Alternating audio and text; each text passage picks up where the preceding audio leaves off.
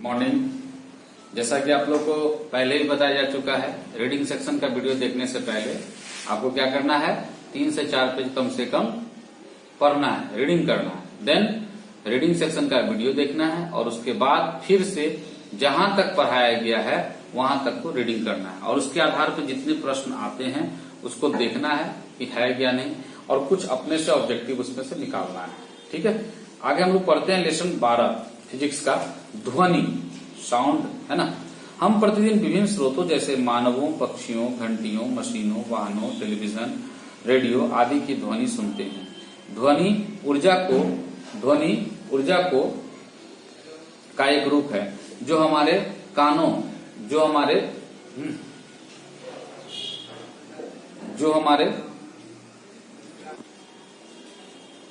ध्वनि कानों में श्रवण का संवेदन उत्पन्न करती है। ऊर्जा के अन्य रूप भी जैसे यांत्रिक ऊर्जा, उष्मीय ऊर्जा, प्रकाश ऊर्जा आदि। पिछले अध्यायों में आप यांत्रिक ऊर्जा का अध्ययन कर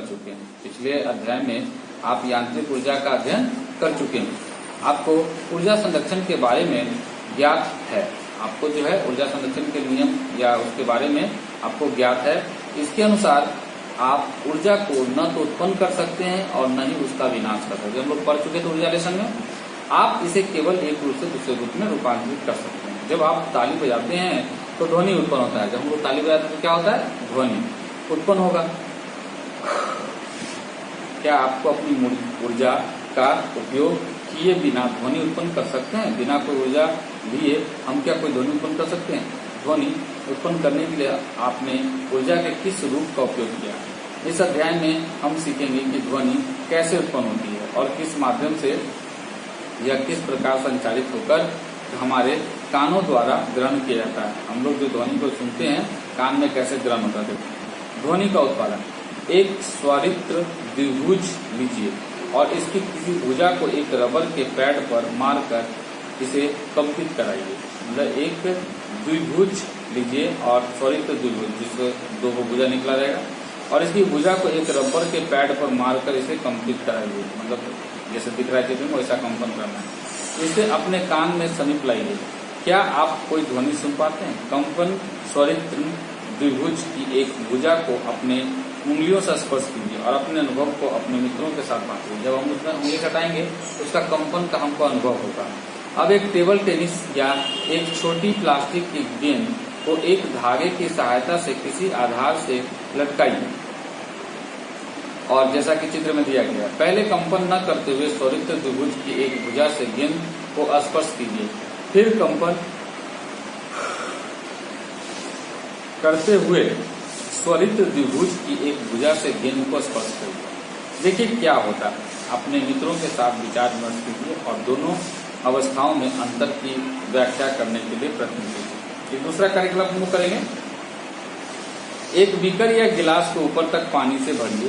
कंपमान स्वरित्र द्विभुज को एक भुजा को चित्र 12 में दर्शाए के अनुसार अपने पृष्ठ से स्पर्श कराइए।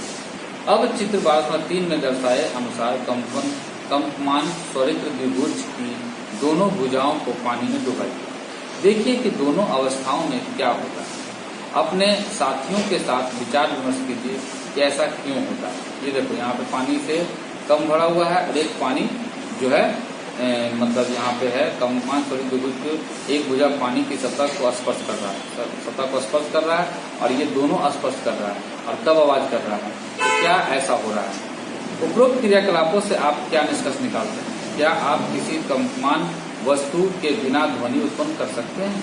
क्या मान लो यहाँ बोला कंपमान वस्तु के बिना क्या ध्वनि होगा? अब तक वर्णित क्रियाकलापों में हमने स्वरित्र द्विभुजों से आघात द्वारा ध्वनि उत्पन्न की। हम विभिन्न वस्तुओं में घर्षण द्वारा खुरच कर, रगड़ कर, वायु फूंक कर या उनको हिलाकर ध्वनि उत्पन्न कर सकते हैं।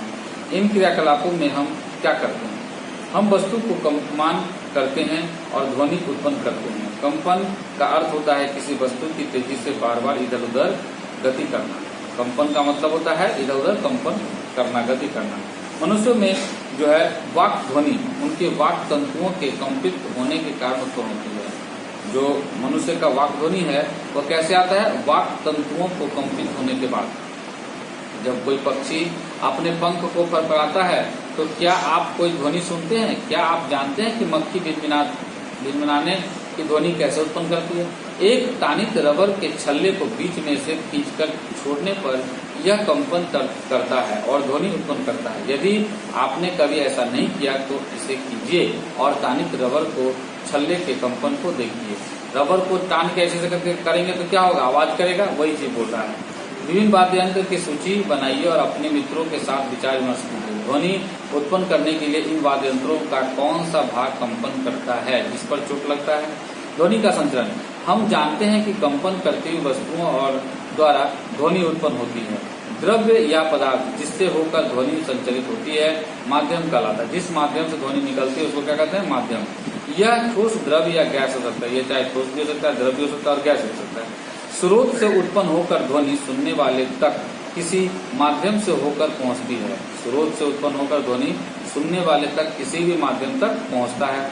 जब कोई वस्तु कंपन करती है तो यह अपने चारों ओर विद्यमान माध्यम के कणों को कंपमान कर देती है। ये कण कंपमान वस्तु से हमारे कानों तक स्वयं गति कर नहीं पहुंचती। कंपमान वस्तु जो है हमारे कानों तक स्वयं गति तक नहीं पहुंचती। सबसे पहले कंपमान वस्तु के संपर्क में रहने वाले माध्यम के कण अपनी संतुलित अवस्था से विस्थापित होती है। सबसे पहले क्या होता है? विस्थापित होती है, मतलब जगह को छोड़ती है। ये अपने समीप के कणों पर एक बल लगाते हैं जिसके फलस्वरूप निकटवर्ती कण अपनी विरामावस्था से विस्थापित हो जाते हैं। निकटवर्ती कणों को विस्थापित करने के पश्चात प्रारंभिक कण अपनी मूल अवस्थाओं में वापस लौट आते हैं। माध्यम में यह प्रक्रिया तब तक चलती रहती है जब तक कि ध्वनि आपके कानों तक नहीं पहुंच जाती। माध्यम में ध्वनि द्वारा उत्पन्न विक्षोभ माध्यम से होता हुआ संचरित होता है। उसके बाद ये जो माध्यम का कण है वो विक्षोभ माध्यम से होता हुआ संचरित होता है और हमको वहां से कहीं न कहीं जमा होता है। तरंग के एक विक्षोभ जो किसी माध्यम से होकर गति करता है और माध्यम के कण निकटवर्ती कणों में गति उत्पन्न कर देते हैं। ये कण इसी प्रकार की गति अन्य कणों में उत्पन्न करते हैं और यही जो गति है ये एक कण से दूसरे कण तक उत्पन्न होता है। माध्यम के कण स्वयं आगे नहीं बढ़ते लेकिन विक्षोभ आगे बढ़ जाते हैं। किसी माध्यम में ध्वनि के संचरण के समय ठीक ऐसे ही होता है। इसलिए ध्वनि को तरंग के रूप में जाना जा सकता है। ध्वनि तरंगे माध्यम के कणों की गति द्वारा अभिरक्षित की जाती है और यांत्रिक तरंगे कहलाती है। बोल रहा है ध्वनि तरंगे माध्यम के कणों की गति द्वारा अभिरक्षित की हो जाती है और यांत्रिक तरंगे भी कहलाती है। ध्वनि के संचरण के लिए वायु सबसे अधिक सामान्य माध्यम है। जब कोई कंपमान वस्तु आगे की ओर कंपन करती है तो अपने सामने की वायु को धक्का देकर संपीड़ित करती है और इस प्रकार एक अर्थात आगे और पीछे तेजी से गति करती है। तो वायु में संपीड़न और विदलन की एक श्रेणी बन जाती है। यही संपीड़न और विदलन ध्वनि तरंग बनाते हैं जो माध्यम से होकर संचालित होती है। संपीड़न उच्च दाब का क्षेत्र है और विदलन निम्न दाब का क्षेत्र है। संपीड़न क्या है? उच्च दाब का, और विदलन क्या है? निम्न दाब का क्षेत्र है। दाब किसी माध्यम के दिए हुए आयतन के कणों की संख्या से संबंधित है। किसी माध्यम के कणों का अधिक घनत्व तो अधिक दाब को और कम घनत्व तो कम दाब को दर्शाता है। ज्यादा घनत्व है अर्थात अधिक दाब को दर्शाएगा, कम घनत्व है अर्थात कम दाब को दर्शाएगा। इस प्रकार ध्वनि का संचरण घनत्व परिवर्तन के संचरण के रूप में भी दिखाई देता है। अब इस पर कुछ आधारित क्वेश्चन आप बनाइएगा। नेक्स्ट देखते हैं हम लोग आगे। ध्वनि संचरण के लिए माध्यम की आवश्यकता होती है। ध्वनि संचरण के लिए वो क्या होता है? माध्यम का आवश्यकता होता है। ध्वनि एक यांत्रिक तरंग है। ध्वनि क्या है? एक यांत्रिक, मतलब जो एक यंत्र द्वारा होता है और इसके संचरण के लिए किसी माध्यम जैसे वायु, जल, स्टील आदि की आवश्यकता होती है। यह निर्वात में होकर नहीं चल सकती। निर्वात मतलब क्या होता है? खाली जगह में नहीं चल सकती। निम्न प्रयोग द्वारा प्रदर्शित किया सकता है। इसको निम्न प्रयोग द्वारा हम लोग प्रदर्शित कर सकते हैं कि निर्वात में नहीं कैसे जाता है। एक विद्युत घंटी और एक कांच का वायुरुद्ध वेल जार लीजिए। देखो एक वेल लिए और इसको जार के अंदर में रख लिए। 1206 के अनुसार इसको सजाएंगे। निर्वात पंप में जोड़िए। घंटी के स्विच को दबाने पर आप उसकी ध्वनि को सुन सकते हैं। जैसे आप घंटी के बेल को दबाएंगे तो क्या होगा? ध्वनि सुनाई देगा। अब निर्वात पंप को चलाइए। जब बेल जार की वायु धीरे धीरे बाहर निकलती है तो घंटी की ध्वनि धीमी हो जाती है, यद्यपि उसमें पहले जैसे ही विद्युत धारा प्रवाहित हो रही है। कुछ समय पश्चात जब बेल जार में बहुत कम वायु रह जाती है तब आपको बहुत धीमी ध्वनि सुनाई पड़ती है। यदि बेल जार की समस्त वायु निकाल दी जाए तो क्या होगा? क्या तब भी आप घंटी की ध्वनि सुन पाएंगे?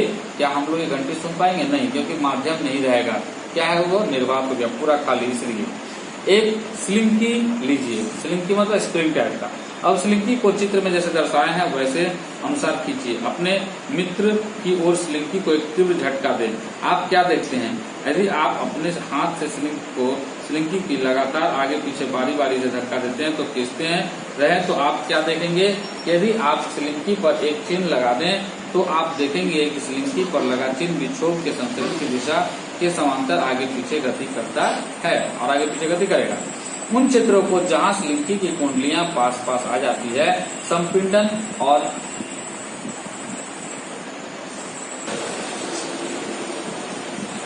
तो उन क्षेत्रों को जहां स्लिंकी कुंडलियां पास पास आ जाती है, संपीड़न C, और उन क्षेत्रों को जहां कुंडलियां दूर दूर हो जाती है उसको विरलन R कहते हैं। आप जानते हैं कि किसी माध्यम में ध्वनि संपीड़नों तथा विरलनों के रूप में संचरित होती है। अब आप किसी स्लिंकी में विक्षोभ के संचलन तथा किसी माध्यम में विक्षोभ की तुलना कर सकते हैं। अब इससे हम लोग क्या तुलना कर सकते हैं? कोई भी स्लिंकी में कितना विचलन हो रहा है और कितना विक्षोभ हो रहा है। ठीक है, ये तरंगे अनुदैर्घ्य तरंगे कहलाती है। ये तरंगे क्या कहलाती है? अनुदैर्घ्य तरंगे।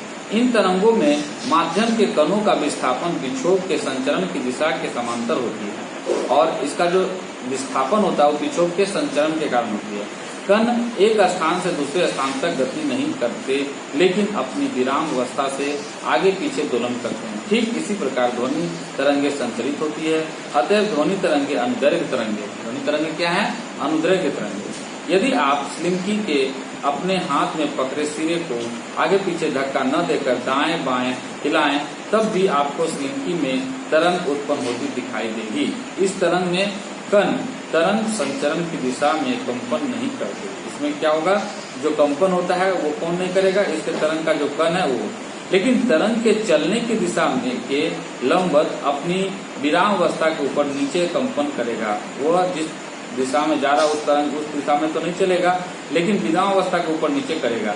इस प्रकार की तरंग को अनुप्रस्थ तरंग कहते हैं। इस प्रकार की तरंग को क्या कहते हैं? अनुप्रस्थ तरंग। इस प्रकार अनुप्रस्थ तरंग वह तरंग है जिसमें माध्यम के कण अपनी माध्यम स्थितियों पर तरंग के संचरण की दिशा के लंबवत गति करते हैं। प्रकाश के अनुप्रस्थ तरंग है, मतलब जो अपने माध्यम की स्थितियों पर तरंग का संचरण का दिशा को लंबवत जाए और गति करे लंबवत ढंग से, उसको क्या कहेंगे? अनुप्रस्थ तरंग।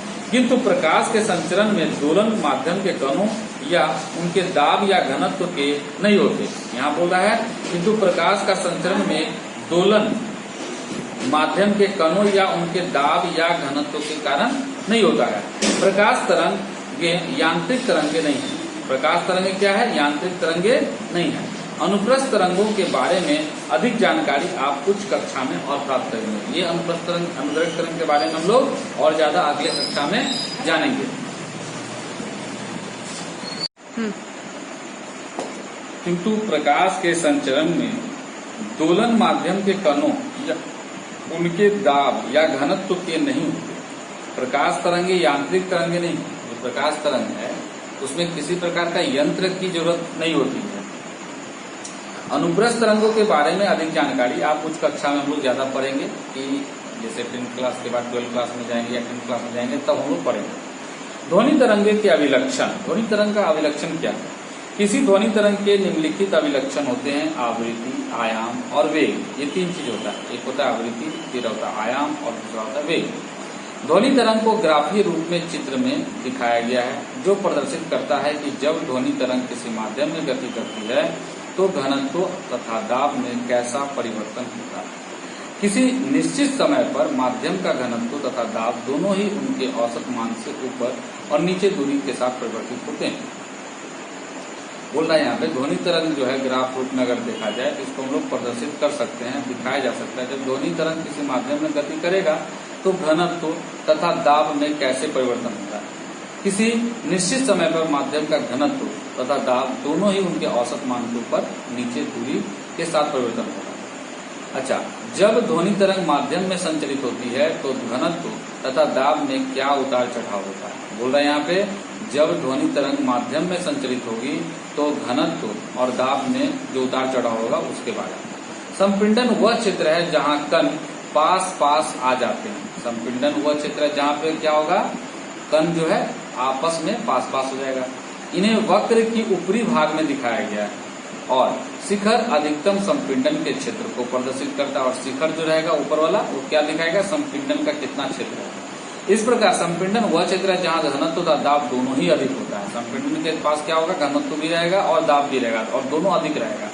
विरलन निम्न दाब का क्षेत्र है। विरलन कहाँ पे है, निम्न दाब पे, जहां कण दूर दूर हो जाते हैं और उन्हें घाटी से प्रदर्शित करते हैं। उसको कैसे प्रदर्शित करते हैं, घाटी से। इन्हें वक्र के निम्न भागों से दिखाया गया है, वक्र के निम्न भागों से। अच्छा, शिखर को तरंग तथा श्रृंग तथा घाटी को गर्त कहा जाता है। जो बोल रहा है शिखर वाले तरंग को क्या कहा जाता है, श्रृंग, और जो नीचे वाला घाटी है उसको क्या कहते हैं, गर्त कहते हैं। दो क्रमागत संपिंडनों अथवा दो क्रमागत विरलनों के बीच के दूरी को तरंगदैर्घ्य कहते हैं। दो लगातार है ना जो संपिंडन होगा और दो लगातार विरलन होगा, उनके बीच की दूरी को क्या कहेंगे, तरंगदैर्घ्य। तरंगदैर्घ्य को तरंग साधारणतः लैम्डा, देख लो वाई उल्टा करके जो लिखा है उसको क्या कहते हैं, लैम्डा, ग्रीक अक्षर लैम्डा से निरूपित किया जाता है। इसका एसआई मात्रक मीटर है। इसका एसआई मात्रक क्या है, मीटर। देखो यहाँ पे चित्र जैसे दिखाया गया है। चित्र में तुम्हारा जो है ये जो ऊपर में दिखाया हुआ एरो, देखो दो ठो ऊपर वाला जो क्या है, ऊपर वाला को क्या कहते हैं यहाँ पे, विरलन। श्रृंग, शिखर को क्या कहते हैं, श्रृंग। ऊपर वाले को क्या कहते हैं, श्रृंग, और नीचे वाले को क्या कहते हैं, गर्त। तो दो श्रृंगों के बीच की दूरी को क्या कहते हैं, यहाँ पे लिखा हुआ है, दो लगातार विरलनों के बीच की दूरी को तरंगदैर्घ्य कहते हैं। इसको क्या कहते हैं, तरंगदैर्घ्य, एक तरंगदैर्घ्य, या दो गर्त के बीच की दूरी को भी तरंगदैर्घ्य कहेंगे। आवृत्ति से हमें ज्ञात होता है कि कोई घटना कितनी जल्दी जल्दी घटित होती है। मान लीजिए आप किसी ढोल को पीट पीट कर बजा रहे हैं। आप ढोल को एक सेकंड में जितनी बार पीटते हैं वह आपके द्वारा ढोल को पीटने की आवृत्ति में है। आप जानते हैं कि जब ध्वनि किसी माध्यम से संचरित होती है तो माध्यम का घनत्व किसी अधिकतम तथा न्यूनतम मान के बीच बदलता है। घनत्व के अधिकतम मान से न्यूनतम मान तक परिवर्तन में और पुनः अधिकतम मान तक आने पर एक दोलन पूरा होता है। एकाक समय में इन दोलनों की कुल संख्या ध्वनि तरंग की आवृत्ति कहलाती है। यदि हम प्रति एकांक समय में अपने पास से गुजरने वाले संपिंडनों तथा विरलनों की संख्या की गणना करें तो हमको ध्वनि तरंगों की आवृत्ति ज्ञात हो जाएगी।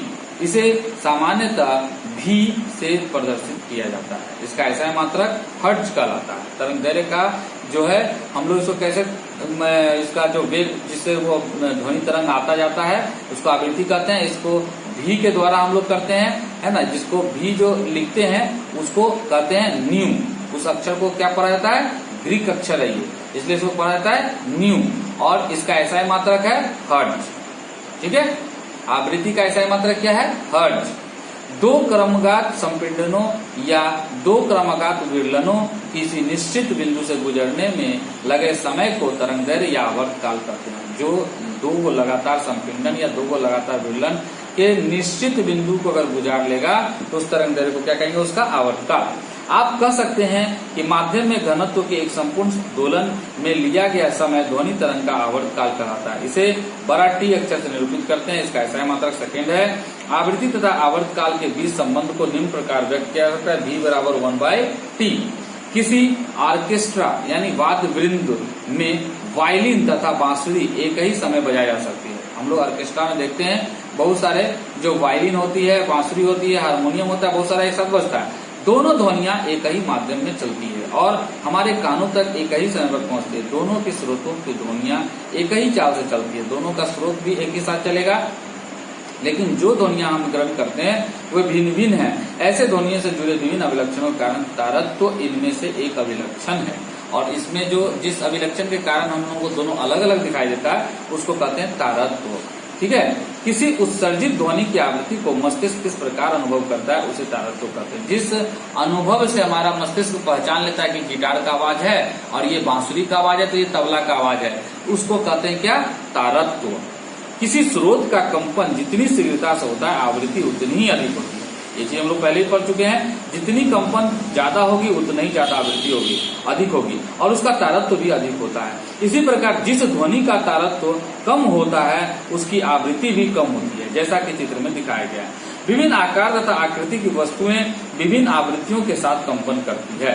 बोला अलग अलग आकृति की जो वस्तुएं हैं वो अलग अलग प्रकार की आवृत्तियों के साथ कंपन करेगा और विभिन्न तारत्व की ध्वनियां उत्पन्न करेगी और अलग प्रकार के तारत्व की ध्वनि उत्पन्न करेगी। किसी माध्यम में मूल स्थिति के दोनों ओर अधिकतम विक्षोभ को तरंग का आयाम कहते हैं। किसी माध्यम में जो मूल स्थिति होगा और दोनों ओर जो अधिकतम विक्षोभ होगा उसको क्या कहेंगे? तरंग का आयाम। इसे साधारणतः अक्षर ए से निरूपित किया जाता है। इसको क्या कहते हैं? ए। जैसा कि चित्र में दिखाया गया है, चित्र में दिखाया गया ए को देख लो। चित्र 12.9 में तुमको ए दिख रहा होगा। चित्र 12.8 में ए दिख रहा है ना। एरो को जो तरंग दे रहा है उसको ऊपर से नीचे तक में जो बीच में लाया गया है उसी को क्या किया? औसत घनत्व या औसत दाब। अच्छा, ध्वनि की प्रबलता अथवा मृदुता मूलतः इसके आयाम से ज्ञात की जाती है। यदि हम किसी मेज पर धीरे से चोट मारे तो हमें एक मृदु ध्वनि सुनाई देगी। सही बात है, हम लोग ऐसे करेंगे तो ध्वनि ज्यादा मधुर दिखेगा क्योंकि हम कम ऊर्जा की ध्वनि तरंग करेंगे। यदि हम मेज पर जोर से चोट मारे तो हमें प्रबल ध्वनि सुनाई देगी। क्या आप इसका कारण बता सकते हैं? प्रबल ध्वनि अधिक दूरी तक चल सकती है क्योंकि यह अधिक ऊर्जा से संबंधित है। ज्यादा जोर से मारे, ज्यादा ऊर्जा आया, उत्पादक स्रोत से निकलने के पश्चात ध्वनि तरंग फैल जाती है। स्रोत से दूर जाने पर इसका आयाम तथा प्रबलता दोनों ही कम होते जाते हैं और जैसा कि समान आवृत्ति की प्रबल तथा मृदु ध्वनि की तरंग आकृतियां प्रदर्शित की गई है। ध्वनि की गुणता वह अभिलक्षण है जो हमें समान तारत्व तथा प्रबलता की दो ध्वनियों में अंतर करने में सहायता करता है। एकल आवृत्ति की ध्वनि को टोन कहते हैं, मतलब एक ही आवृत्ति का जो जाएगा उसको क्या कहेंगे? ध्वनि टोन। अनेक आवृत्तियों के मिश्रण से उत्पन्न ध्वनि को स्वर कहते हैं, मतलब एक ही प्रकार का। जैसे मान लो कि बांसुरी से जा रहा है तो बांसुरी का टोन हो गया, हारमोनियम से जा रहा था हारमोनियम का टोन हो गया, ढोल से जा रहा था ढोल का टोन, लेकिन सब मिला के एक साथ जाएगा तो उसको क्या कहेंगे? स्वर। वह एक सुनने में सुखद होती है, शोर कर्ण प्रिय नहीं है। और शोर जो है क्या होता है? कर्ण प्रिय नहीं है। बहुत जोर जोर से आवाज आएगा तो कोई गाना ही बज रहा है तो भले लग रहा है कि गाना बज रहा है लेकिन हमारे कर्ण के लिए अच्छा नहीं है, इसलिए कर्ण प्रिय नहीं होता है। जबकि संगीत सुनने में सुखद होता है। संगीत थोड़ा थोड़ा करके आएगा सबका मधुर आवाज तो सुनने में मजा आता है। आज हम लोग यहीं तक पढ़ेंगे।